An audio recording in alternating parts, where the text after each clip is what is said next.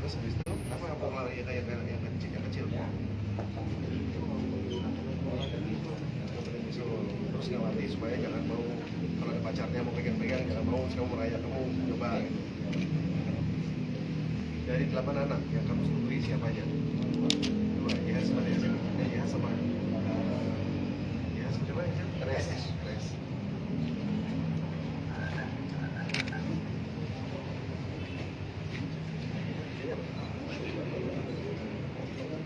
Jauh dulu di mana?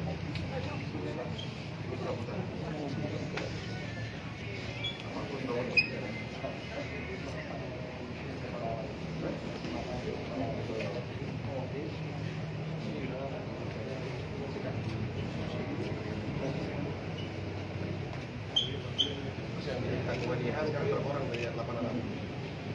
Nggak tahu. Kita ke sana tuh dibersihan dah. Kayak nanti. Oh, tak tahu lah. Tuh kan tuh. Serap dah. Oh ya. Kayaknya.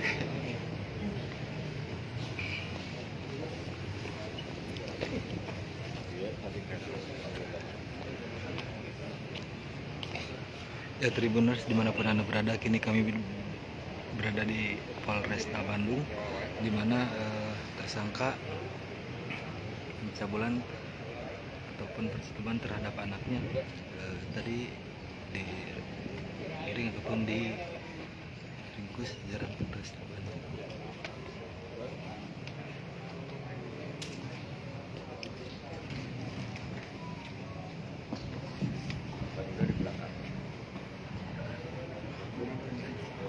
Bismillahirrahmanirrahim. Assalamualaikum warahmatullahi wabarakatuh.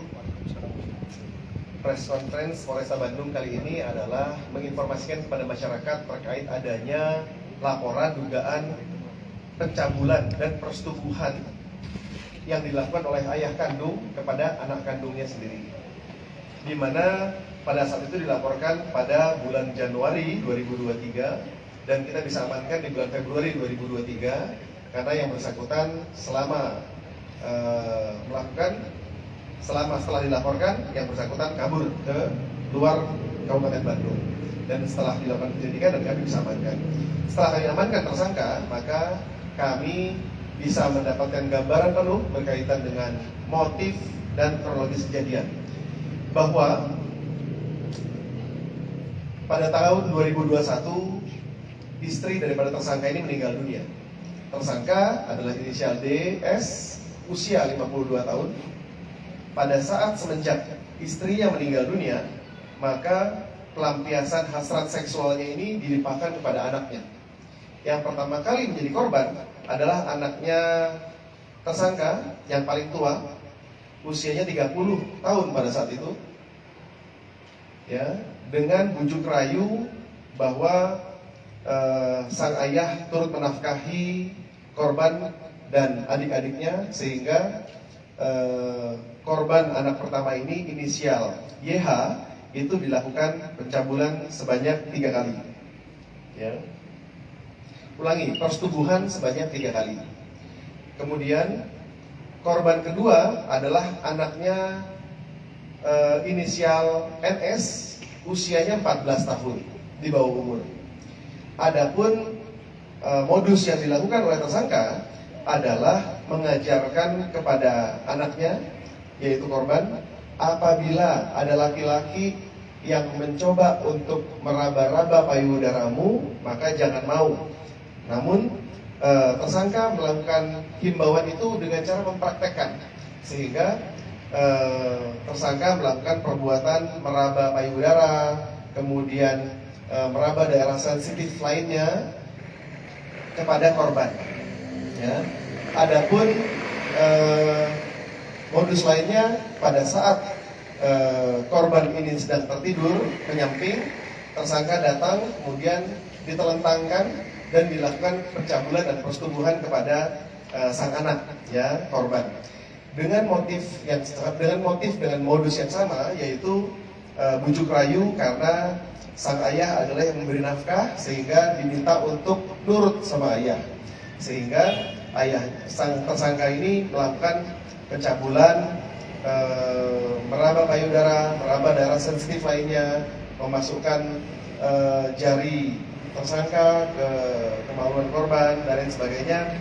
Dan hal ini dirasakan tidak nyaman oleh korban anak usia 14 tahun, sehingga korban inisial NS ini menyampaikanlah kepada kakak-kakaknya, sehingga kakak-kakaknya mengumpulkan dan bertemu dengan tersangka, sang ayah, untuk tidak melakukan, namun ternyata tetap dilakukan, sehingga dilaporkanlah oleh kakak tertuanya ke Polresta Bandung. Dan sejak saat itu tersangka melarikan diri di luar dari Kabupaten Bandung, dan dilakukan penyelidikan, dan tidak lebih dari 1 bulan kita bisa mengamankan tersangka di wilayah Kabupaten Garut. Dan atas perbuatannya tersangka dijerat dengan pasal 81 dan pasal 82 Undang-Undang Perlindungan Anak dengan ancaman hukuman minimal pidana penjara 5 tahun dan maksimal 15 tahun penjara. Bang, ada pengancaman nggak? Pengancaman, tersangka menyampaikan jangan bergerak, jangan melawan, nurut saja, karena akulah yang menafkahimu. Aku satu-satunya yang menafkahimu, yang menghidupimu. Siapa lagi yang akan menghidupimu kalau bukan aku?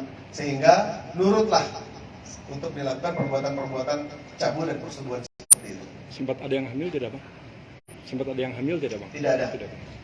Tidak sampai ada yang hamil atas perbuatan yang dilakukan sama tersangka, namun ini menimbulkan dampak psikis kepada para korban. Ada pendampingan kan? Pada korban ada pendampingan.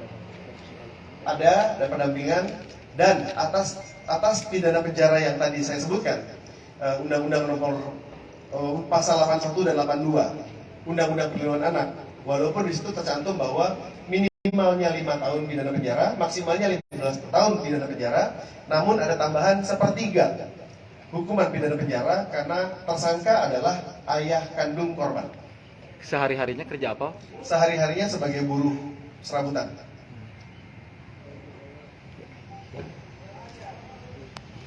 Gak ada yang tanya?